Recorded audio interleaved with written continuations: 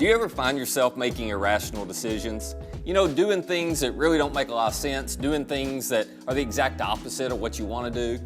You want to be nice to your family, but the next thing you know, you're having this level 10 response to a level 1 problem, and you're yelling about something that's really pretty small.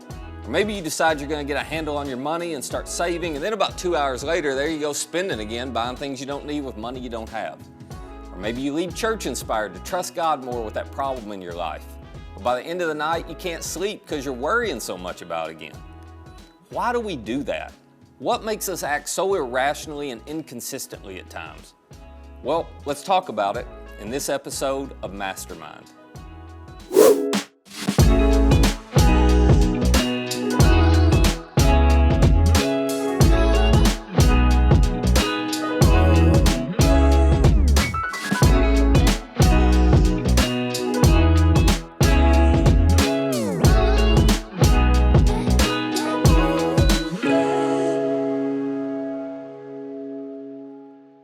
Most of life's battles are won or lost in the mind, because your life always moves in the direction of your strongest thoughts, and science has confirmed for us this is true.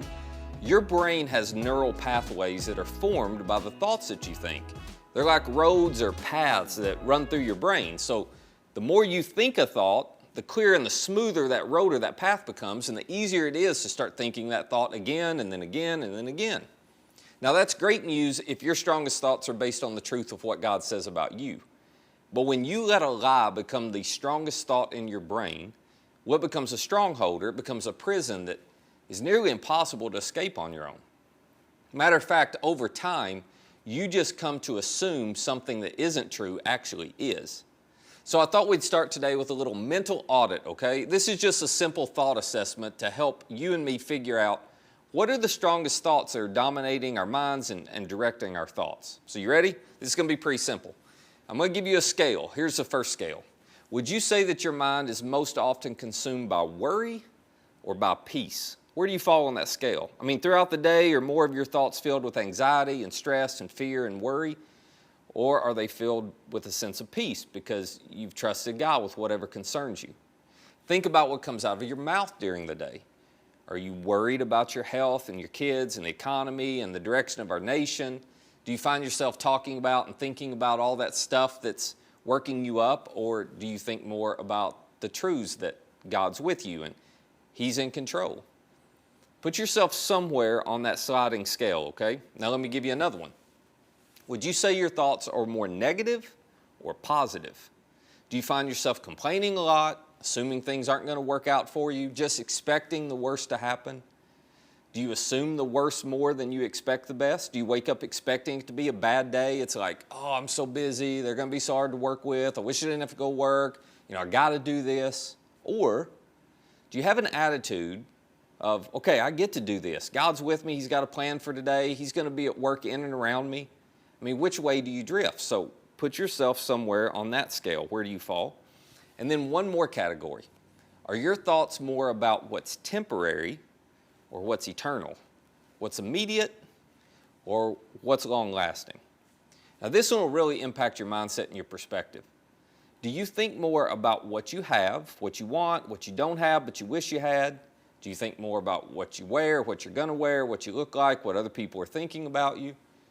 Or do you think more about things that are bigger than and beyond yourself? About the purpose God has for you, about the life He's given you, the gifts, the resources that He's entrusted for you to manage and invest in something that's going to outlive you. Just figure out where you think you'd land on that scale. And then as you evaluate those three scales, pay attention, because your life, again, always moves in the direction of your strongest thoughts.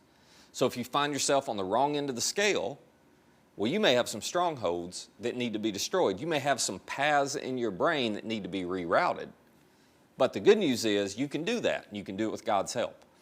We learned in the last episode that Paul, the Apostle Paul, who wrote so much of our New Testament in the first century, he said you need the truth of God and you need God's power to demolish those strongholds, to get rid of the lies. The only way to defeat them is to replace them with truth, because the truth will set you free. That's why Jesus has to be the key, because He holds the key to the truth. So if that's true, then that brings up the question, well, why do those of us who follow Jesus still make so many irrational decisions? Why do we still struggle with doing what we don't want to do and not doing what we promise we'll do? Why do we find ourselves more negative than positive? Why do we find ourselves thinking about the temporary instead of the eternal? Well, because sometimes we don't feel free even when we can be. Let me see if I can explain it this way. I'll have to tell a little embarrassing story on myself that happened to me just a few months ago. So one afternoon at work, I'm meeting with our church's CPA and accountant team. We're at their office. They've got this glass-walled conference room there at their office. So we're sitting there and you can see out. You know, we get done with all of our work. When the meeting's over, I go to leave and the door is shut.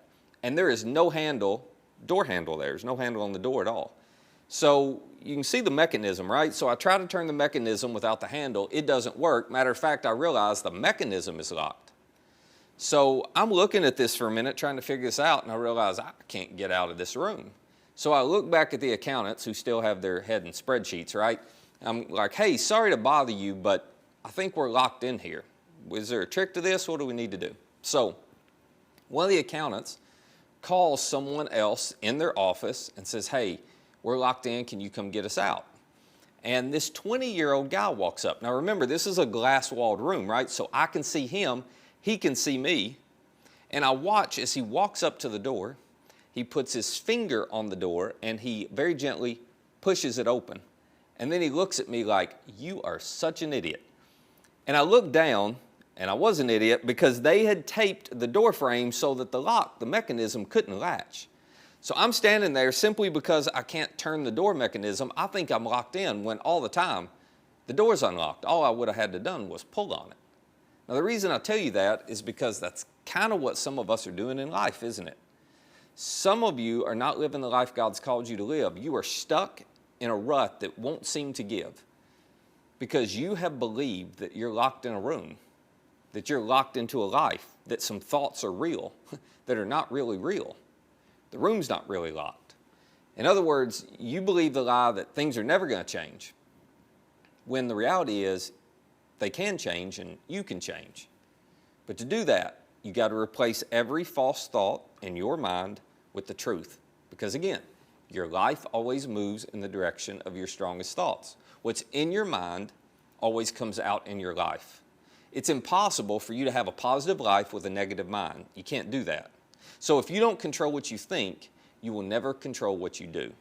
Now, during this series, we're discovering some tools that we can build on to change our thinking, because when we change our thinking, we change our life. If you want to gain some ground in this area, if this is something you feel like you need to dig into, I've got two resources to recommend. One is Craig Groeschel's latest book, Winning the War in Your Mind. It'll be worth you grabbing a copy. You can find it wherever books are sold.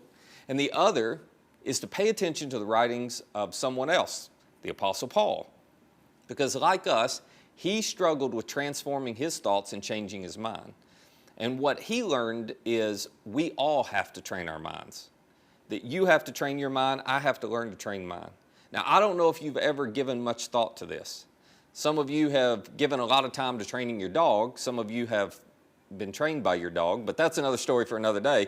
Some of you have given a lot of time to training your body, but training your mind, we don't think about that a lot. And yet training your mind really is a lot like training your body. You have to focus on what you do with it, first of all, but you also have to focus on what you put into it.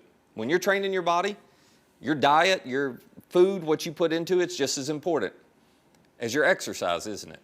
Well, the same thing's true with your mind. So when I was a kid, my mom would talk to us about what we put in our minds, and she would use this term, I think it was an old computer programming term. She would say, garbage in, garbage out. That's what she always wanted us to remember with our minds. Garbage in, garbage out. You put garbage in your mind, you're going to get garbage out of your life. And apparently, she got that from the Apostle Paul. So he's writing in the first century, he writes this letter to a group of followers of Jesus living in the city of Philippi, and he addresses this, but part of what lends so much credibility to what I'm about to share with you is that he wrote this statement while he was sitting in Roman custody under house arrest, awaiting possible execution. So keep that in mind as the context for this advice that he gave us. He writes this, he says, fix your thoughts on what is true and honorable and right and pure and lovely and admirable. Think about things that are excellent and worthy of praise. Now, Paul is in a situation where he has every reason to fixate on worst case scenarios. He's got every reason to be depressed. He's got every reason to think about, God, where are you? Why are you letting this happen to me? Why'd you let me be arrested? I mean, it would be easy to focus on what he's afraid of and what could go wrong. But Paul isn't doing that, and so he gives his readers the advice that he's practicing while he's under house arrest. He has learned how to train his mind and focus on the truth. So he says, fix your thoughts. You get to control and redirect your thoughts and focus them on the positive, on the right thing. Which means if you want to tear down the mental strongholds that the lies have built in your brain, you're going to have to develop the skill of fixing and focusing your mind on the truth too. And I say develop the skill because, listen, your mind will never drift towards what's good and true. Your mind will never drift towards the positive. When your mind starts to drift, what's it drift towards? Well, yeah, the negative, the lies, the worst case scenarios. It drifts towards disaster. So you have to train your mind to focus on truth. All right, so let me give you 2 exercises to help you train your mind. 2 things you can start doing right now. And I'll be honest, neither one of these are going to be easy, and they're not going to produce fast results, which makes it hard for us to stick with it. But if you're looking for a quick fix, I'm just telling you, you're in the wrong place. The longer you've had negative, false thought patterns in your mind, well, the longer it's going to take to transform them. But if you'll stick with it, if you'll work hard, and if you'll ask God to help, they can change. So the first exercise is this. Just start guarding what goes into your mind. Guard what goes in your mind. You have a lot of control over what you allow in your mind, but most of us don't pay any attention to it. So what I want to encourage you to do this week is to do an audit of what you are thinking about and to do an audit of what you hear and see and read. In other words, do an audit, pay attention to what you're letting in your mind. And then if you find that you're around people who are reinforcing some lies that you're believing, then stop being around those people. Stop listening to those people. If you find you're watching things or reading things or listening to things that are filling your mind with lies or negativity, well, just stop doing it. For example, if you follow people on social media who trigger you to compare, who cause you to feel insecure or inadequate, well, just stop following those people on social media. It doesn't mean they're bad people, but what they're doing is creating a problem for you in your mind, so just stop following them. Don't let anything in your mind that's going to reinforce what's not true about you. Instead, be intentional to fill your mind with things that are positive and true and right and good. Make a point to read things, to listen to things, to surround yourself with people every day who are going to help you fix your focus on the truth. Like my mom said, garbage in, garbage out. It's good in, you get good out. Now, the second exercise I want to encourage you to try is this. Be proactive about battling lies with truth. Don't be on the defensive. Don't wait until you recognize some lie to try and go find the truth. Just go on the offensive. Here's what I mean by that. What if, for the next week, you decide to wake up every day and start your day by thinking about the truth of what God says about you?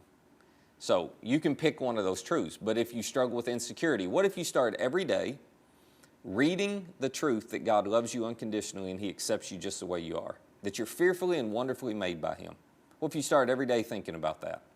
Let's say you struggle with being content. What if you started every day this week reminding yourself, oh, wait a minute, I've been blessed by God. I've been given more than I deserve. What if you reminded yourself, wait a minute, the quality of my life doesn't consist in the abundance of my possessions?